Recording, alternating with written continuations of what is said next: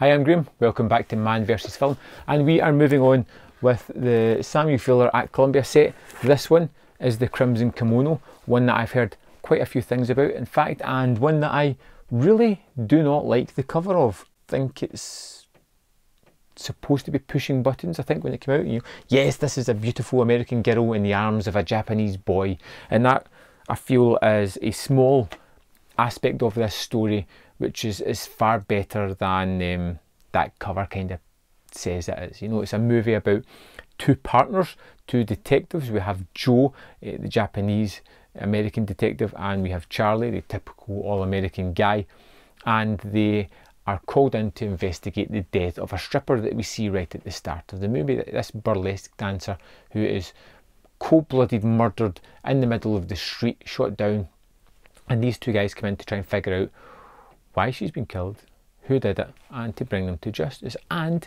along the way they discover Chris, who is an artist that seems to have been involved with both the dancer and a mysterious person behind it. And because she can identify the person behind this, she's had to be taken into police custody, where Joe and Charlie both begin to fall for Chris. And we have these lifetime friends who were in the war together, who have been detectives together, who share a flat together, suddenly start to have their relationship broken down through love. It just starts to eat away at them. And we have this whole other aspect of race as well within the movie. You have this idea of the Japanese subculture within America as well, and how after the war, trying to instigate back in to society, some of them have been, with still these prejudices that are hanging over their heads. And it's a movie that very much skirts around racism without overtly throwing it in your face. Fuller shows us sort of graveyards, statements on monuments to the soldiers that took part in the war. It shows you the Japanese area of Los Angeles as well, and it kind of revels within its culture almost. It never really shows you anybody being degrading to these people or that. It just kind of revels in their culture. There is moments where race is brought up, but it's not in the way you would expect it to be in these kind of movies. It starts off as a kind of heavy genre thriller, and it has really good moments of that. It has good action set pieces, so chases as these guys are hunting down the criminals behind that, but it elevates itself. It moves into something far better when it becomes about the relationships in the movie. We still have the mystery that kind of fades away a little bit as they try to get to the end of it, but it focuses more on the characters, more on the relationships, and more on the love triangles that have been formed throughout the movie. And that's where the sort of rich and powerful thematics come through from it. This is a movie that I had heard of briefly before. I'd never thought of checking out, and it's instantly became one of my favourite movies, just by the way the story's told, by the way it's layered. And it's layered, it's organised very well. When you get the realisation at the end of to why the burlesque dancer was killed at the start, it mirrors almost the kind of relationship behaviour between our lead three characters as well. Of course, you get a fourth character in here as well, which seems to be the thing with Fuller.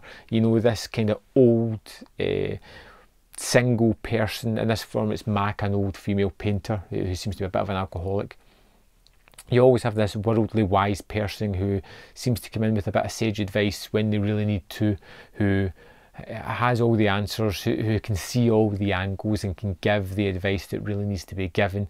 You always seem to get one of these people in each of these movies, just an old person an older person, worldly wise, a little bit jaded, but knows exactly what's going on. The Crimson Kimono was highly entertaining, whether you just go into it for the mystery, the murder mystery, and how that plays out, fine. Whether you pull out the relationship drama, the complex relationships that are formed here, and how you notice the sort of mirroring elements between various love triangles within the movie.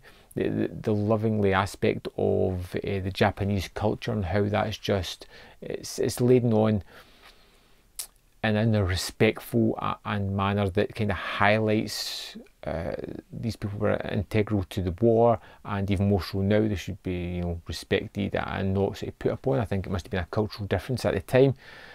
It's just a fantastic movie that has all these things going on that makes it just so fantastic, and something that, although I watched a couple of days ago, is still spinning around in my head. I'm still thinking of set scenes or characters that appear, conversations that they have. Again, we've got the fuller dialogue that just seems to only exist in his kind of movies, but I am happy with that. That's fantastic for me. And again, this is the first one from the set that he's directed, and you can see a definite understanding of the material and to bring forth the thematics that it was in the script. You can see that throughout the movie. This is my favourite of this set so far. I have only one more movie to go, and that is Underworld USA. Again, I'm not sure what that's going to have to offer, but again, it's directed by Fuller, so I have big hopes for that, especially after this tremendous movie. If you've seen it, let me know your thoughts on the Crimson Kimono in the comment box below, and I will see you next time on Man vs. Film.